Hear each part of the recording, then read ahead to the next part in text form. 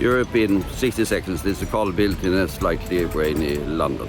First question, what is the Russian stake in the EU referendum in Moldova? Well, the Russians are intending quite clearly to try to secure a no in that particular referendum. They are throwing money at it, they are bribing or trying to bribe voters, they are having an information campaign, so it's fairly obvious that their enthusiasm for the European aspirations of Moldova are fairly limited. We'll see how that turns out. There's also a presidential election, but the sitting President Maia Sandu is highly likely to be re-elected. Second question, what was the main outcome of the EU summit last week? It was migration, migration, migration. That is the issue that is dominating the politics in quite a number of European countries.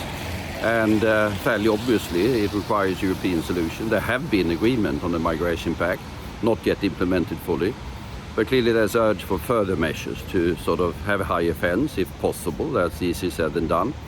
But also measures to send back to different countries the people who have no right to stay in Europe. So Europe needs a higher fence. Yes, that was the conclusion. But Europe also needs, as a matter of fact, a door, a fairly big door, because we have a demographic situation which declining working age force in the years and the decades ahead. So it's a huge issue. It's a one difficult to balance, but clearly dominated the EU summit.